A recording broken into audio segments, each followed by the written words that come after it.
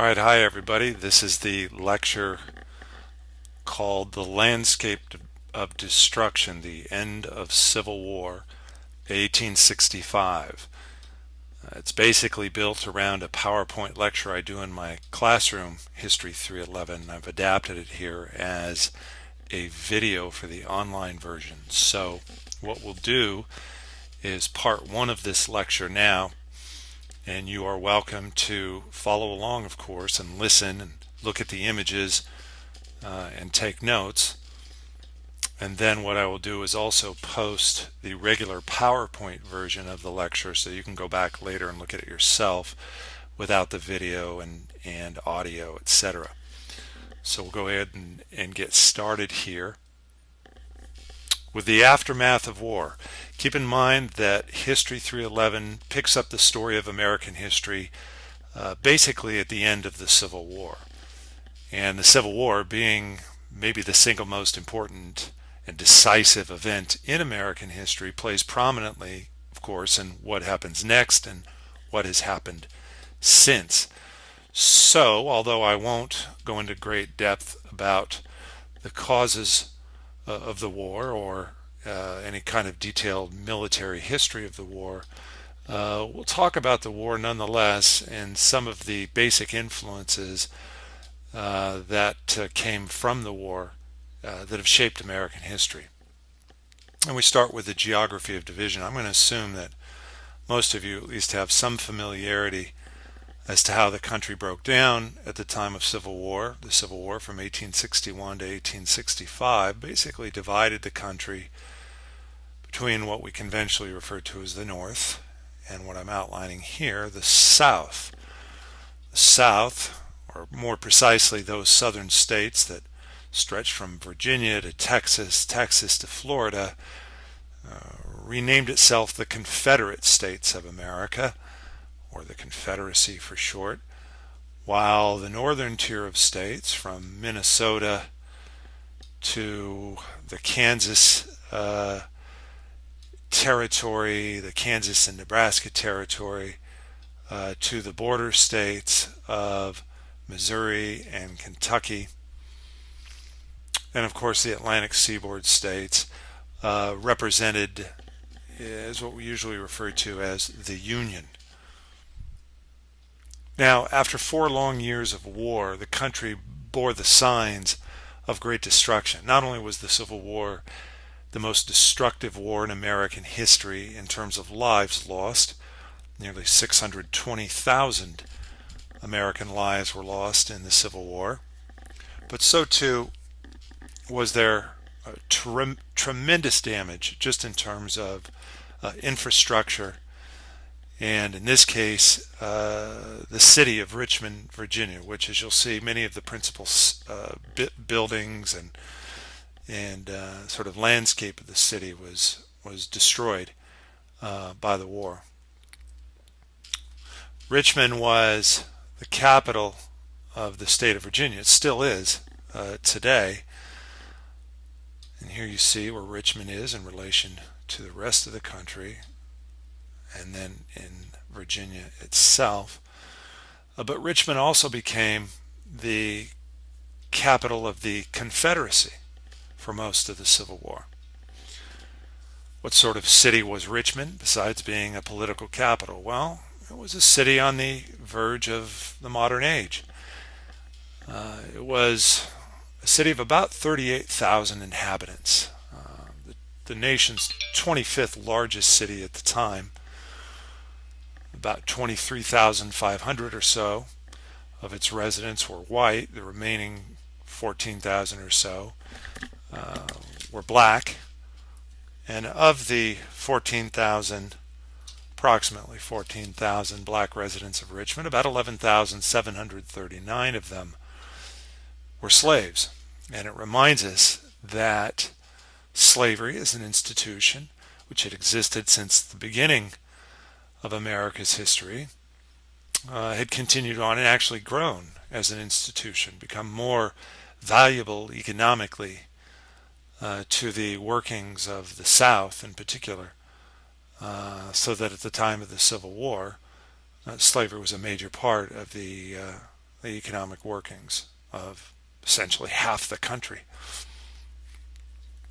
Some other photos from Richmond showing various guises of the city. You see here the familiar image of the State House, Virginia State House, and its classical architectural design, its Greek facade with the gabled roof, the Greek columns, done in the classical style of the ancient Greek Parthenon in Athens, made to represent the classical tradition of Greek democracy. You see up here one of the row houses in Virginia, sort of stately home where during the war the wife of Robert E. Lee, the famous Confederate commander, lived. It also had the sort of Greek columns, Greco-Roman columns fronting it as well. It tells us that Americans in the 19th century, at least those more well-to-do, preferred to associate themselves with the sort of classic style of the ancient world. And then below in the picture on the bottom left, you see what was modern about Richmond. The Tredegar Iron Works, which was the largest employer in the city, a city that had begun developing its sort of early industry. This is the leading edge of the Industrial Revolution, if you will. And the Tredegar Works was the largest employer in the city with over 900 employees. As a city during wartime, Richmond again bore the marks of military conflict. You see in this photograph here some ordnance laying about, cannon barrel, cannonballs, etc. There was a major foundry in Richmond that manufactured arms. But you can also see here the scars left by what we come to call the Battle of Richmond, abandoned buildings, destroyed buildings, that sort of thing. And when you come back to this PowerPoint later, you can read the news piece here from the Richmond Daily Dispatch from April of '65 as the city was perched on the edge of the Union Army arrival. What followed the Union Army's arrival, and remember, the arrival of the Union Army had been threatened early in the war and then repulsed by the Confederates, only to see by 1864, late 1864, 1865, the return of the Union Army, this time grinding down the Confederate military resistance until finally breaking into the capital of Richmond itself. The newspaper explained what happened.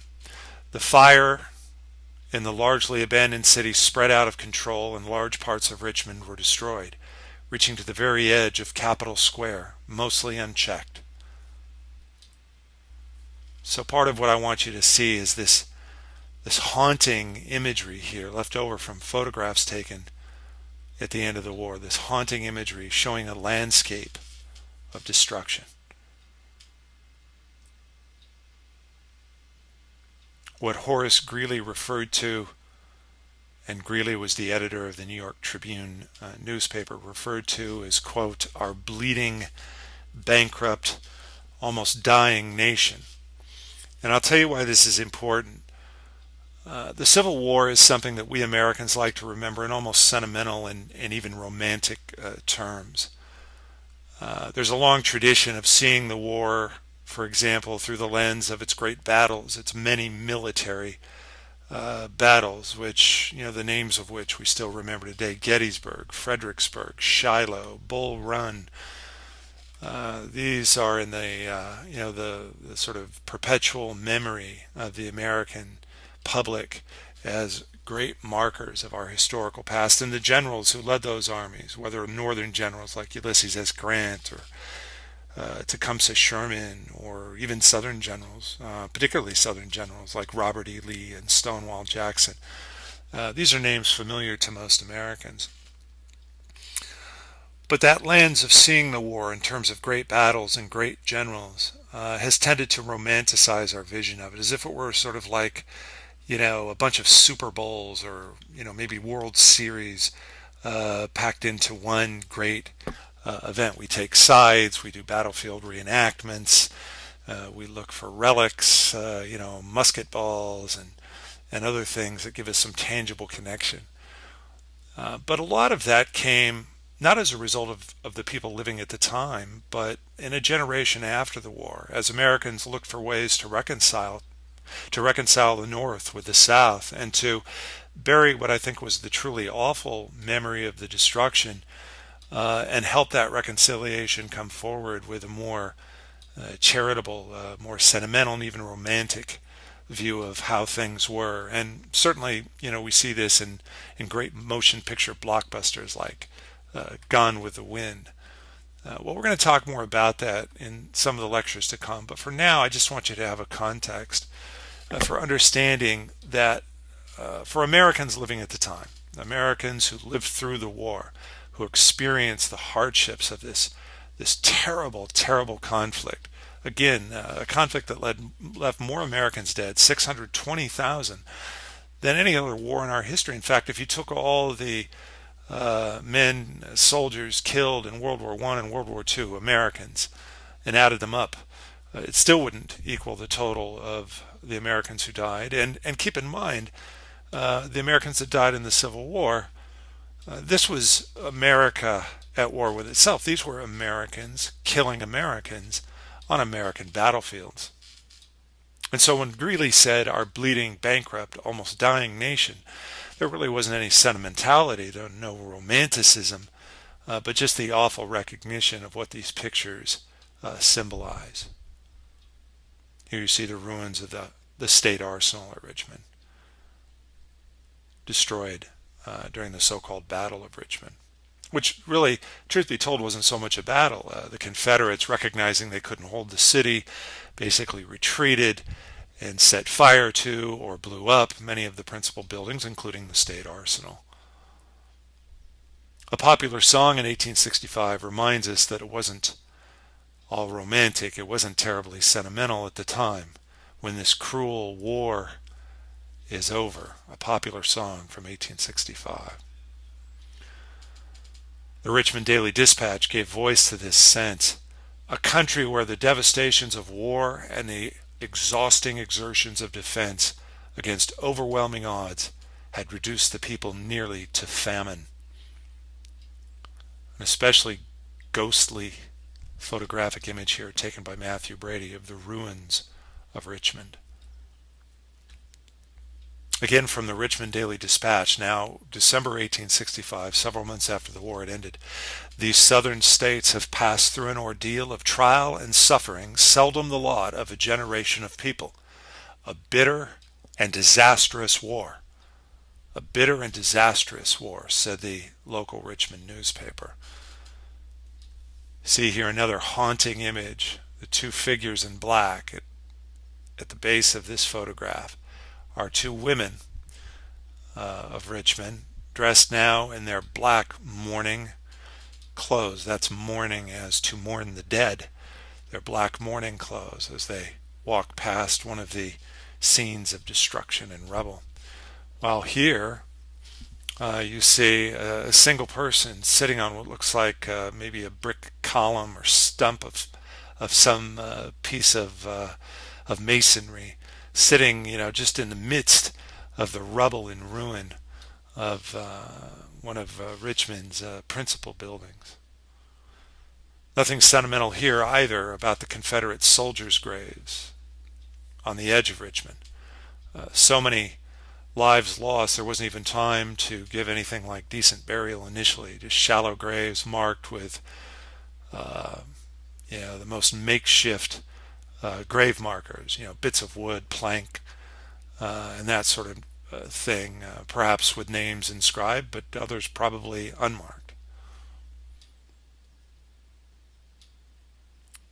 It wasn't only Richmond. Other southern cities in particular that shared the brunt of the destructive war.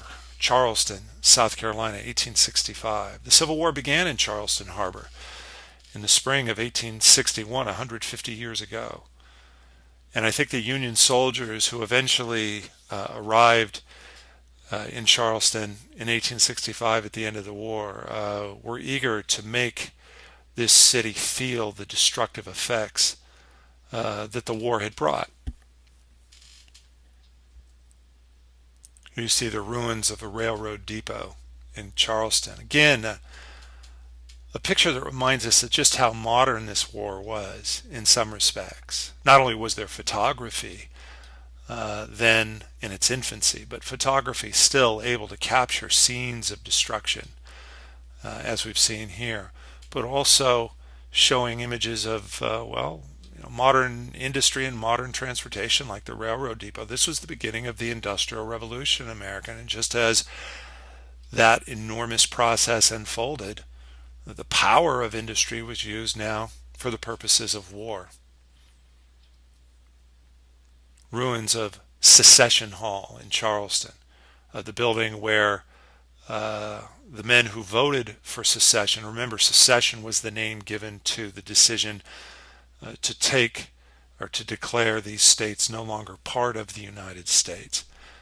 And the first state to do so, South Carolina, proclaimed its secession essentially in the area that you see here now, reduced to rubble by the Union Army at the end of the war.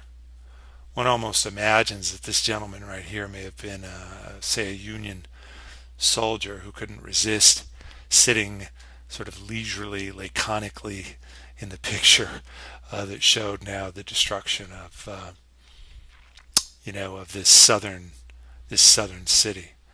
The capital of South Carolina was not Charleston, it was Columbia.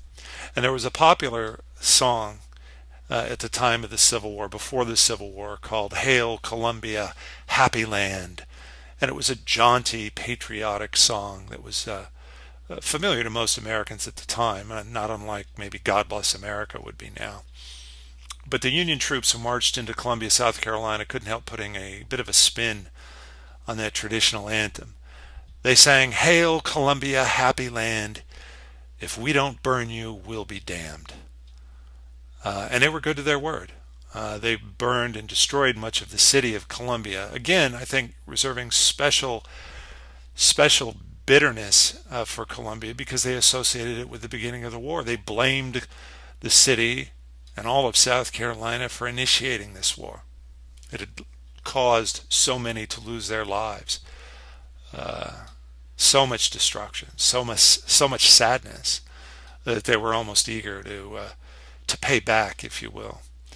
And yet, one of the commanders of the Union Army in Columbia deflected blame, saying that it was not his fault that left behind by the retreating army was a whole warehouse full of whiskey that his own Union soldiers gladly confiscated and put to good use. And so much of the destruction, it seems, was brought about either by rather drunken Union soldiers who exercised little caution, let's say, in putting the torch to various buildings, or for allowing others to loot and to pillage and turning a blind eye. But either way, the lesson ultimately of the war was that this was a terribly destructive event, and there was nothing particularly romantic or sentimental about it. Atlanta, Georgia. If you've seen Gone with the Wind, for example, you'll see how Hollywood depicted the burning of Atlanta, and in a large way it was true. Atlanta, if not the entire city, then many of its key edifices like the railroad depot, which you see here in the foreground, destroyed. In the right-hand corner, you see what it looked like. It was a handsome building, a modern building, the pride of the South and of Atlanta, the new railroad junction, left simply in ruins during the Union occupation. And here again, the mayor of Atlanta wrote a very indignant letter to William Tecumseh Sherman, the overall Union commander in Georgia, blaming him for breaking the rules of war and waging war against the civilian structures and population of Atlanta. Now, Sherman famously rebuffed that claim, and I'm going to have you read his letter in response to Atlanta's mayor a bit later on.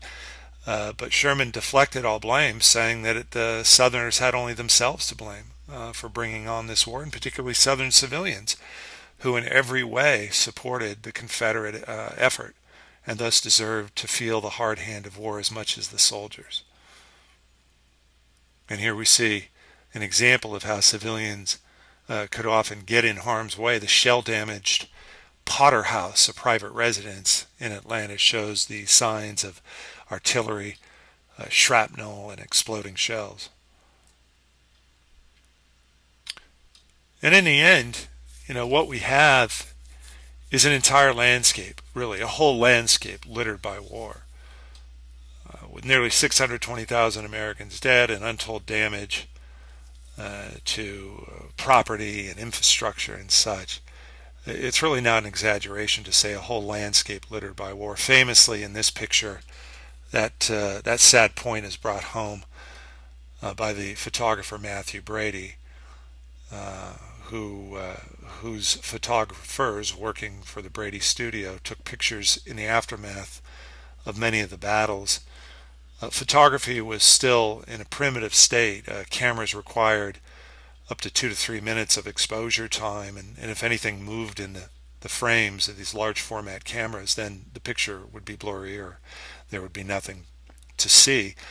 And so it's not a coincidence that many of the Civil War photographs show, for example, the corpses of fallen soldiers, dismembered, bloated, ghastly images of fallen soldiers. Because after all, who more cooperative than the dead to sit still for the photographer? This picture, along with others, was put on display in New York City on Broadway as part of a photographic exhibit called The Dead of Antietam. And the country had never seen anything like it. Most Americans had never been in a war. What they knew of war was painted from novels, romantic novels. But there was nothing romantic about this. This was awfully grim, a reminder of what the war really meant. And it would take a later generation of Americans to really forget that as they sought to once again try to create a romantic, sentimentalized version of the Civil War in their minds. All right, so that's the end of part 1 of our lecture on the landscape of destruction. You can follow the directions that I give you for this week and begin reading some of the documents that I prepared for you associated with the end of the war. And we'll come back to part 2 of the landscape of destruction and look more specifically at what the war actually accomplished in terms of what happens next. That is, how the war was framed, its meaning was framed, in particular by Abraham Lincoln in the Gettysburg Address, and how that set the tone for, as he put it, a new birth of freedom coming out of the Civil War. So this is the end of part 1, and I'll rejoin you again in part 2.